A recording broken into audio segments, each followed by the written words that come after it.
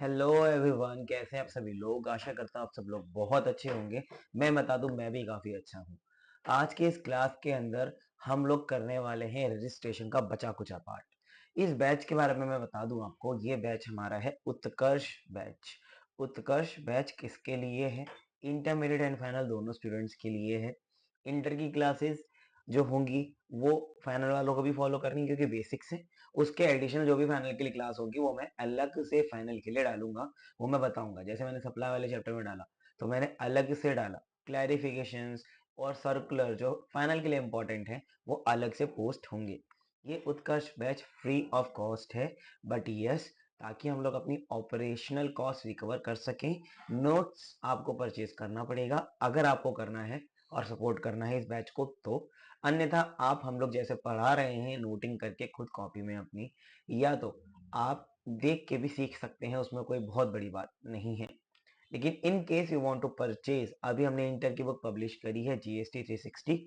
Final की अभी खैर के लिए पब्लिश नहीं करी है, फर्स्ट वीक ऑफ मार्च तक पब्लिश होगी, क्योंकि इसमें अमेंडमेंट ज्यादा हैं। इसी वजह से इंटर की पब्लिश हो चुकी है, जिसके अंदर 150 पेजेस में हमने कॉन्सेप्ट बुक बना के दी है आपको, बहुत प्रिसाइज तरीके से चीजें लिखी हैं। और इसी से ही हम लोग सारे लेक्चर अपने कवर भी कर रहे हैं।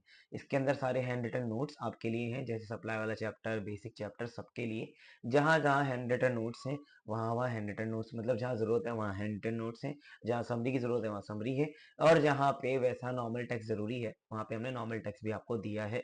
ठीक है, तो एक कंबाइंड बुक आपके लिए कंप्लीट बुक है एक। ठीक है, इसके अंदर देख ही सकते हो हैंड रिटन नोट्स सप्लाई वाले चैप्टर के हैं। आगे भी हैंड रिटन नोट्स बहुत सारे चैप्टर्स के आपको मिल जाएंगे। बट यस, 150 पेजेस के अंदर आपका पूरा का पूरा जीएसटी कवर हो जाएगा फॉर इंटरमीडिएट लेवल। फाइनल की बुक नियर बाय 200 पेजेस में होगी, जो कि अभी पब्लिश नहीं हुई है। चलिए अब ज्यादा टाइम वेस्ट नहीं करते, आज हमको रजिस्ट्रेशन का बाकी बचा हुआ पार्ट देखना है। बोले तो सेक्शन नंबर 25। हमारा रजिस्ट्रेशन चैप्टर कौन से पेज नंबर से शुरू है, आइए देख लेते हैं। रजिस्ट्रेशन हमारा 84 से शुरू है, तो हम लोग फटाफट से 84 पेज नंबर पर चलते हैं। और रजिस्ट्रेशन का बचा कुचा हिस्सा जो है हमारा वो देखते हैं। हमने लास्ट क्लास के अंदर सेक्शन नंबर 22, 23, 24 देख लिया था। 22 पर्सन लायबल टू रजिस्टर्ड, और 23 person not liable to register, and 24 compulsory registration. ये सब हम लोग देख चुके हैं बेटा ऑलरेडी। अच्छा, इसके बाद हमारे पास आ गया section number 25। Now section number 25 talks about what is the procedure of registration. Procedure means कि आप रजिस्ट्रेशन अगर करना चाहते हैं, मतलब आप 22 में या 24 में लेवल हो जाते हैं, तो आप उस केस के अंदर किस तरह रजिस्ट्रेशन करेंगे, what will be the procedure, what will be the process, what will be the work done by a taxpayer who want to register under GST systems। तो बेसिक सी बात है, सेक्शन नंबर 25 ने हमें गो थ्रू बताया। Section number 25 कराने से पहले मैं आपको प्रैक्टिकल पॉइंट ऑफ व्यू से कैसे रजिस्ट्रेशन करते हैं, ताकि आप कम से कम इंटरमीडिएट पास करने के बाद रजिस्ट्रेशन तो कर पाए। फाइनल वाले बच्चे भी जिनको नहीं आता वो अच्छी तरह सीख सकते हैं, और जिनको आता भी है उन्होंने भी इतना डिटेल पहले कभी सीखा नहीं होगा, अगर उन्होंने आर्टिकलशिप नहीं करी होगी। सी बात है यार, अगर आपने आर्टिकलशिप अच्छी जगह पे करी है, किसी फॉर्म में करी है, कंपनी में नहीं करी। लाइक अगर आप पीओएसयू में करते हो तो पीओएसयू में तो आपको ये सब चीजें सीखने को नहीं मिलती हैं। फर्म में करते हो तो यू गेट एक्सपोजर, और वहां पे जीएसटी रिटर्न पहला काम होता है, शायद मोस्ट प्रोबेबल पहला काम ही होगा आप जब ट्रेनिंग करने जाएंगे, जो आपको करने को मिले। तो इंटर वाले बच्चों के लिए तो काफी इंपॉर्टेंट, बहुत इंपॉर्टेंट। फाइनल वाले बच्चों के लिए भी एक फ्लैशिंग मेमोरी की तरह काम में आएगा। और उससे हम लोग लिंक करके जब पढ़ेंगे ना, तो दिमाग के हमारे और कच्चे खुलेंगे और हम लोग चीजों को अच्छी तरह समझेंगे।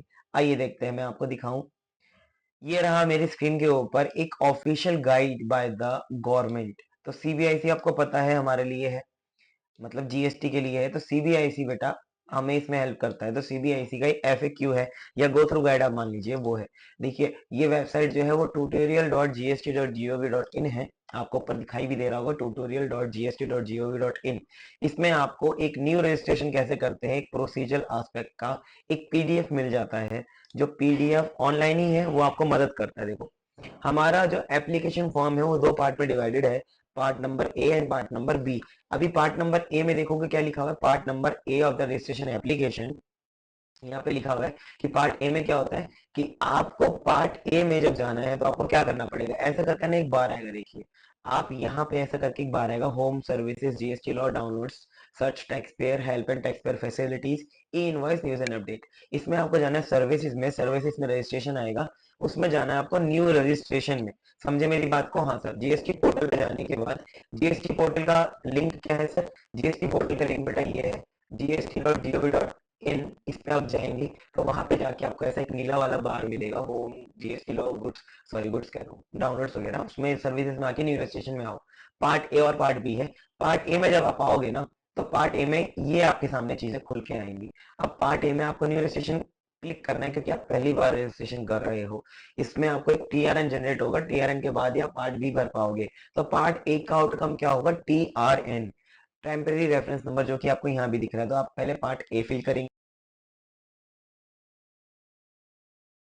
मैंने बेटा आपको बताया पहले पार्ट ए फिल करेंगे, उससे टीआरएन जनरेट होगा। टीआरएन जनरेट जब हो जाएगा तो ही पार्ट बी फिल कर पाएंगे।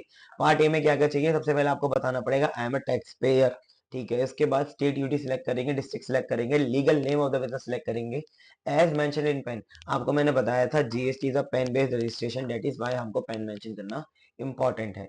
इसके बाद if you don't have PAN click here to apply. ये बात याद रखना, आप बिना पेन के जीएसटी नंबर ले नहीं सकते। तो अगर आपके पास पेन नहीं होगा तो आप इस पे क्लिक करके अप्लाई कर सकते हो। ये एनएसडीएल की वेबसाइट पे ले जाएगा आपको, जहां से पैन कार्ड बनता है। आगे ईमेल एड्रेस जहां पे ओटीपी जाएगा, एक मोबाइल नंबर और एक कैप्चा डालने के बाद प्रोसीड पे जैसे ही क्लिक करेंगे आप, तो अगर आपने ऑलरेडी कोई एप्लीकेशन अधूरी छोड़ी हुई है या ऑलरेडी कोई जीएसटी नंबर है इस पैन नंबर पे, तो उसकी टेबल खुल के आ जाएगी। अगर होगा तो आएगी, नहीं होगा तो नहीं आएगी।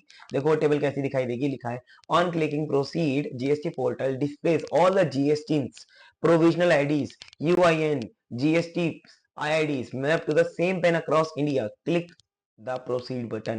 तो इसमें आपको करना कुछ नहीं है, ये बस बताएगा कि कौन कौन सी एप्लीकेशन आपने प्रीवियसली दी है जो अप्रूव हो गई, डिसअप्रूव हो गई, और वो कौन सी टाइप की है। जैसे यहाँ पे आपको दिखाई दे रहा है स्क्रीन पे, पहला लिखा हुआ है मध्य प्रदेश, एआरएन लिखा हुआ है। एआरएन मतलब एप्लीकेशन रेफरेंस नंबर, वो जब भी मिलता है जब आप फाइल कर देते हो। इसमें लिखा है 13/10/2020 को आपने अप्लाई किया था, एप्लीकेशन टाइप नॉर्मल थी, मतलब नॉर्मल टैक्स पेयर थे आप, जीएसटी नहीं मिला आपको। यहाँ पे लिखा हुआ है स्टेटस क्या है उसका, पेंडिंग फॉर प्रोसेसिंग, तो अभी ये प्रोसेसिंग में है, जो आपने अप्लाई किया था मध्य प्रदेश से। फिर मध्य प्रदेश से एक और एप्लीकेशन है जो आपने अप्लाई किया था, वो अप्रूव हो गई है, जो ग्रीन में है। चंडीगढ़ से भी आपने अप्लाई किया, वो अभी प्रोसेस में है।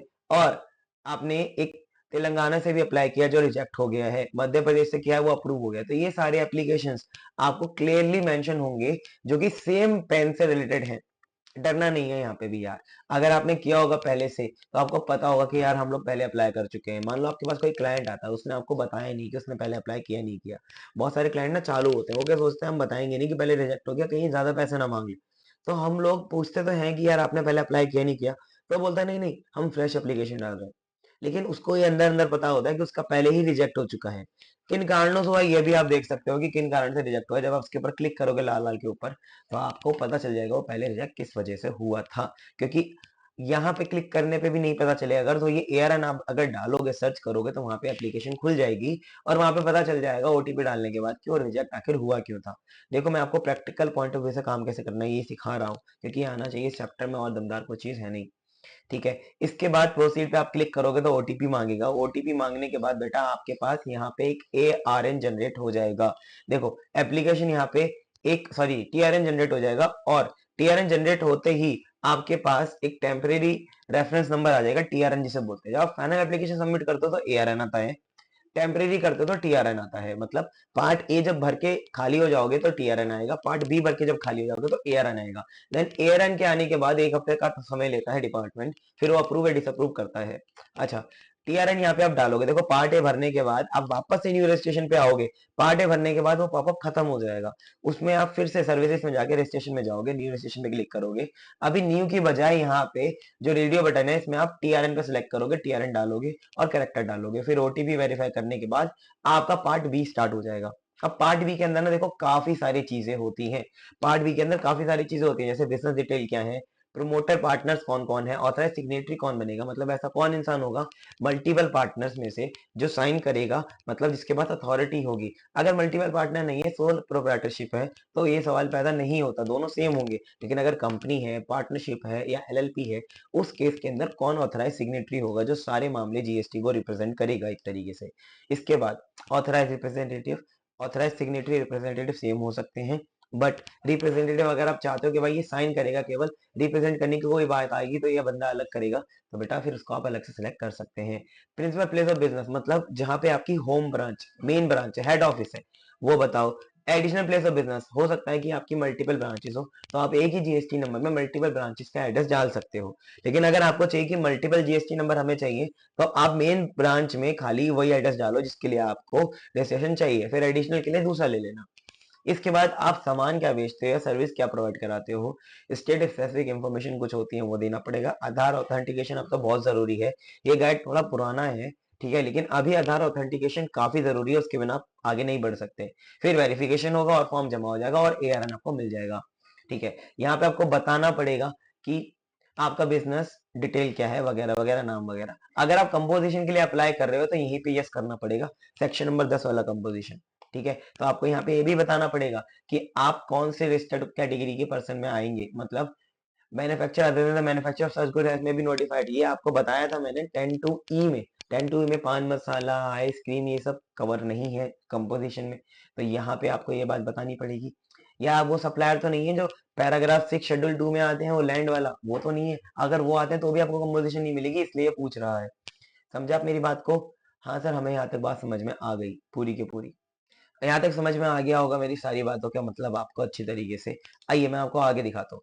अगर आपको कंवर्सेशन नहीं लेना तो इसको स्किप करना। इसके बाद अगर आपको सीटीपी का रजिस्ट्रेशन लेना है, कैजुअल टैक्सेबल का, तो फिर यहाँ पे यस करना पड़ेगा। फिर आपको यहाँ पे बताना पड़ेगा आपने क्या क्या सप्लाई करी, वगैरह वगैरह। तो ये सब आपको जब ही करना है जब या तो सीटीपी या तो आईएसडी या तो कुछ और corporate debtor undergoing the corporate insolvency resolution, कुछ भी है स्पेशल टाइप, तो बेटा आपको वो करना पड़ेगा। ठीक है, सेज यूनिट वगैरह के लिए स्पेशल है ये। अच्छा, इसके बाद सेज हो गया। अगर सेज में करना है तो बेटा यहाँ पे करना पड़ेगा, वो सब अप्रूवल वगैरह देना पड़ेगा। लेकिन हमारा नॉर्मल केस यहाँ से आता है। जैसे मान लो मैंने बिजनेस का नाम डाला अंगद ट्रेड। ठीक है, अंगद ट्रेड मेरा प्रोप्राइटरशिप है तो मैंने यहाँ पे डाल दिया। एडिशनल ट्रेड नेम अगर कुछ होगा मेरा तो मैं वो डालूंगा। जैसे मान लो मेरा बिजनेस का नाम है अंगद ट्रेड, लेकिन मैं अपने ब्रांड का नाम जो रखना चाहता हूँ अंगद प्रो रखना चाहता हूँ, तो मैं अंगद प्रो लिख सकता हूँ एडिशनल बिजनेस नेम के अंदर। लेकिन लिखना पड़ेगा आपको, ठीक है, जो भी आपका नाम है। इसके बाद आप डिस्ट्रिक्ट सेलेक्ट करेंगे, जैसे सेंट्रल दिल्ली है। ठीक है, कंपोजिशन और टैक्सेबल पर्सन सीटीपी में आप नहीं आते हैं, कैजुअल टैक्सेबल में तो नो नो है। यस होगा तो ऊपर चले जाओगे वापस उस प्रोसेस में, वो हमारे लिए इंपॉर्टेंट भी नहीं है। रीजन टू ऑब्टेन रजिस्ट्रेशन, या तो आप थ्रेशोल्ड लिमिट क्रॉस करोगे, यहाँ पे लिखा है क्रॉसिंग द थ्रेशोल्ड। यहाँ पे वॉलंटरी भी आता है एक ऑप्शन, जहाँ पे आप बिना मतलब किसी लॉ के बिना भी आप खुद भी रजिस्ट्रेशन ले सकते हैं। इसमें कमेंसमेंट ऑफ बिजनेस की डेट लिखेंगे और यहाँ पे लिखेंगे date on which liability register arises. मतलब यहाँ पे कहने का मतलब ये है कि जिस दिन आपका थ्रेशोल्ड एक्सीड हो गया था, वो डेट लिखेंगे यहाँ पे। इसके बाद अगर कोई एग्जिस्टिंग रजिस्ट्रेशन है तो वो आप लिखेंगे यहाँ पे। तो उसका डॉक्यूमेंट अपलोड करेंगे। किस चीज का डॉक्यूमेंट अपलोड करना है आपको? Document for trade name. अगर आपके पास ट्रेड नेम का लोगो या लेटर हेड कुछ भी चीज होगा तो वो यहाँ पे अपलोड करना पड़ेगा। इसके बाद कंफर्मेशन हो जाएगा। कंफर्मेशन डन हो जाएगा। इसके बाद आपको आना पड़ेगा पार्टनर प्रमोटर की डिटेल में। बिजनेस की डिटेल तो हम लोग भर चुके हैं, एड्रेस भर चुके हैं। ठीक है, इसके बाद आपको पार्टनर प्रमोटर की डिटेल पे आना पड़ेगा। यहाँ पे प्रोपराइटर है तो प्रोपराइटर एक ही बंदा होता है तो उसी की डिटेल भरी जाएगी केवल। प्रोपराइटर की डिटेल आप भर दोगे, अंगद वगैरह, उसकी पर्सनल इन्फॉर्मेशन, उसका एड्रेस वगैरह, और डॉक्यूमेंट अपलोड करोगे, आईडी। ठीक है, इसके बाद आप नीचे आ जाओगे तो आपके पास ऑथराइज सिग्नेटरी आएगा। ऑथराइज सिग्नेटरी बेटा वही होगा, अगर एक ही केस है तो ऑथराइज सिग्नेटरी भी वही होगा जो क्या नाम है हमारा प्रोपराइटर है। इस केस के अंदर तो वो सेम टू सेम बंदा होगा। इसके बाद हम लोग आ जाते हैं अपने नेक्स्ट स्टेप के ऊपर। ये सारे स्टेप आप समझिएगा, इसमें सेम इन्फॉर्मेशन भरी जाएगी। ठीक है जी, ये सब हो गया हमारे पास। आगे आ जाओ फटाफट फटाफट फटाफट। अभी ऑथराइज सिग्नेटरी पे ही है भाई साहब। चलो कोई बात नहीं, मैं आपको दिखाना चाहता हूँ अगला जो है मेन काम हमारा। Principal place of business, additional place of business समझिएगा, उसमें एड्रेस डालना है और एड्रेस प्रूफ अपलोड करना है। जैसे रेंट एग्रीमेंट अगर आपका ओन है तो प्रॉपर्टी के डॉक्यूमेंट लेकिन आपके नाम पे होने चाहिए। मम्मी पापा के नाम पे है तो भी आपको रेंट एग्रीमेंट बनाना पड़ेगा और वो अपलोड करना पड़ेगा फिर। समझे मेरी बात? हाँ सर समझ गए। आगे आ जाइए, इसमें आपको बताना पड़ेगा अब स्टेट इंफॉर्मेशन। एक मिनट, गुड्स एंड सर्विसेज तो रह गया, ये रहा। जो भी आप यहाँ पे गुड्स और सर्विस देते हो वो उसमें से कोई 5 बतानी है। यहाँ पे एचएसएन कोड होते हैं, है ना। एचएसएन कोड आपको बताते हैं कि आप बेसिकली क्या सर्व करते हैं। तो आप यहाँ पे लिखेंगे तो मल्टीपल लिस्ट उसमें आ जाती है। तो मल्टीपल लिस्ट से ना आप फटाफट से ये पता लगा सकते हो कि कौन सा बिजनेस आप करते हो। ठीक है, इसका भी डेमो दे देता हूँ मैं आपको, रुको। जीएसटी, जीएसटी एचएसएन सर्च, ये लो जीएसटी पोर्टल पे सबसे पहले आपका आ जाएगा एचएसएन। आप एचएसएन से भी सर्च कर सकते हो, डिस्क्रिप्शन से भी कर सकते हो। जैसे मान लो मैंने लिखा मोटर कार, मोटर, मैंने मोटर लिख दिया। देखो अब इसमें आ गया ना, डीसी मोटर्स है, मोटर स्टार्टर है, ये motor starter for AC motor है, डीसी मोटर है, मोटर कार भी लिख देते हैं। ये देखो मोटर कार आ गया, ये है हमारे एचएसएन। अब जैसे मैं यहाँ पे क्लिक करके ये नंबर डालूंगा जो यहाँ पे आ रहा है, कैप्चा तो देखो आता ही रोबोटों से बचाने के लिए आता था कि वेबसाइट हैक ना हो जाए। डायरेक्टरी भी आप डाउनलोड कर सकते हो एक्सेल फॉर्मेट में, कोई दिक्कत नहीं है, लेकिन सर्च करना चाहो तो ऑनलाइन भी कर सकते हो। देखो ये आ गया, व्हीकल अदर देन रेलवे और ट्रैम पे rolling stock and parts and accessories thereof, chapter head 87, HSN code 87037030 और मोटर कार इसका नाम है। तो आप अगर मोटर कार में डील करते हो तो ये एचएसएन आपके लिए है।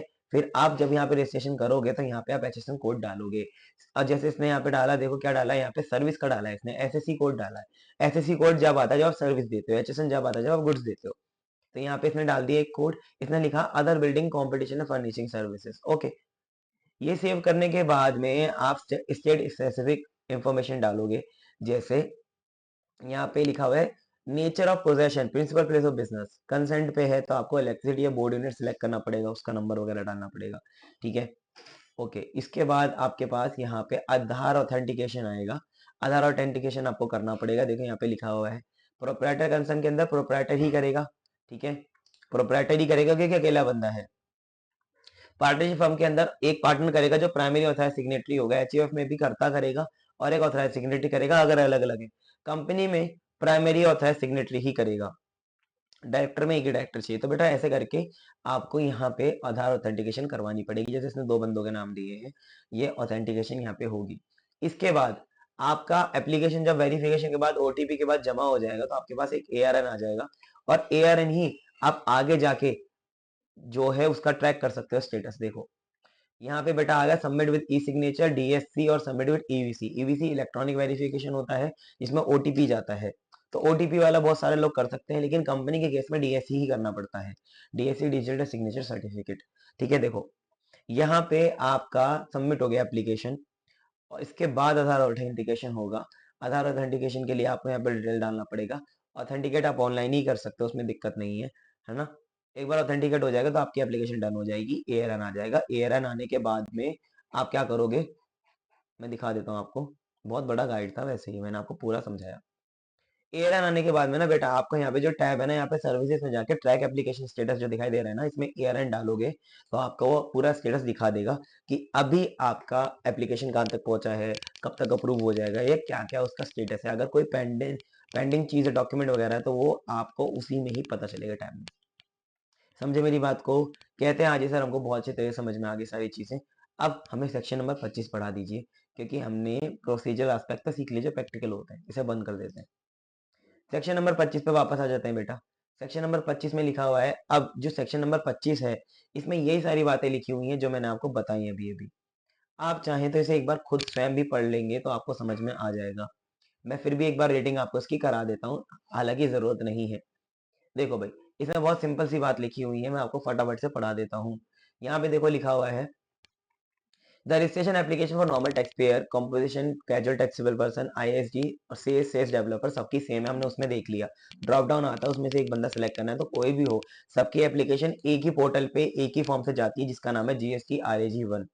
ठीक है, फाइलिंग एप्लीकेशन जीएसटी आरईजी 1 में होगा। आधार ऑथेंटिकेशन, तो इसमें दो टास्क करने हैं, एक तो एप्लीकेशन भरनी है, आधार ऑथेंटिकेशन करनी है। एप्लीकेशन के दो हिस्से हैं, पार्ट ए और पार्ट बी। मैं पार्ट ए में बता चुका क्या क्या आता है आपके पास, आधार ऑथेंटिकेशन भी मैं आपको बता चुका, ये सारा बता चुका। रूल 10 बी कि इसके अंदर क्या क्या होगा, सोल प्रोप्राइटर में तो प्रोप्राइटर को करना पड़ेगा, पार्टनरशिप में एनी पार्टनर को करना पड़ेगा, ये सब बता चुका हूँ।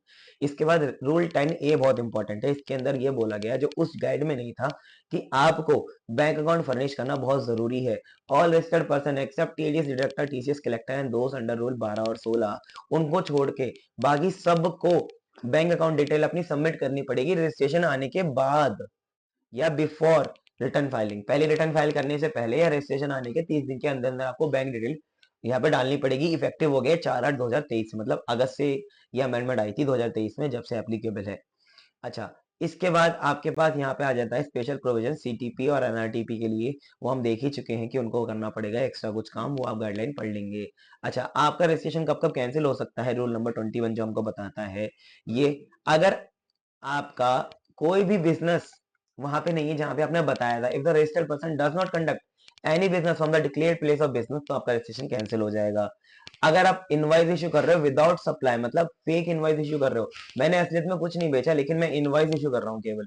सर मैं क्यों कर रहा हूँ? क्योंकि मुझे पता है कि अगर मैं इनवॉइस इशू कर रहा हूँ किसी और को, तो वो तो बेनिफिट ले रहा है ना इनपुट का, मेरी इनवॉइस के बेस पे। तो मैं यहाँ पे कल्प्रिट हूँ, तो ये मेरा रजिस्ट्रेशन नंबर कैंसिल हो सकता है।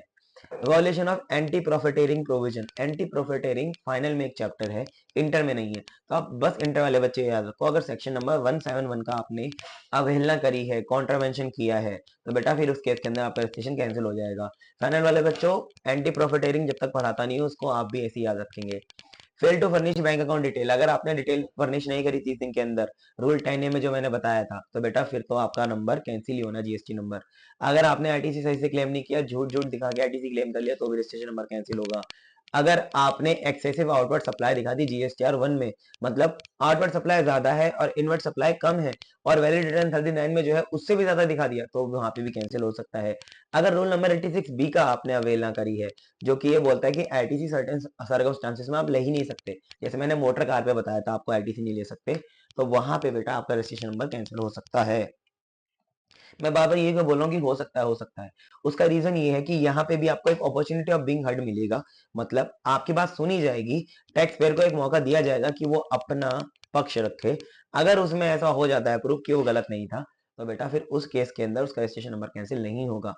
अब कैंसिल करने से पहले आपको शोकॉज नोटिस मिलेगा, जहां पे आपसे प्रॉपर ऑफिसर, मतलब एक सरकारी बाबू आपको एक ऑफिसर नोटिस भेजेगा, बोलेगा भैया हमें ये आपके पास से गलतियां मिली हैं, इसको सही करो। आपको रिप्लाई करना पड़ेगा। देखो जो आपके पास शोकॉज नोटिस आएगा वो जीएसटी आरएजी 17 में आएगा।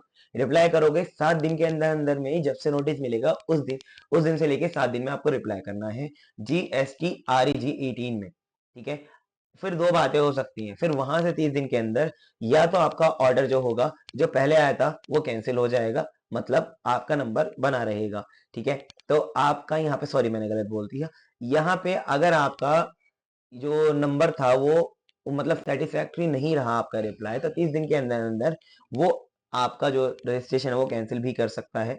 अगर सेटिस्फैक्ट्री रिप्लाई आया तो प्रोसीडिंग छोड़ के वो 20 में, जी आरईजी 20 के अंदर आपको वापस से नंबर ग्रांट कर देगा, वही पहले वाला ही, लेकिन कैंसिल भी कर सकता है आरईजी 19 में, 30 दिन के अंदर वो डिसीजन सुनाएगा।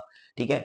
अच्छा, इसके बाद रेवोकेशन ऑफ कैंसिलेशन प्रोसेस, मतलब यहाँ पे क्या है कि register person apply for revocation GSTR आरएजी 21, मतलब जो रजिस्ट्रेशन हमारा कैंसिल हो गया उसके लिए भी हम अपील एक तरीके से डाल सकते हैं कि भाई हमारा रजिस्ट्रेशन कैंसिल हो गया, उसे हमें वापस दे दो। ये होगा रोल नंबर 23 में। तो इसके लिए आपको फॉर्म भरना पड़ेगा आरएजी 21।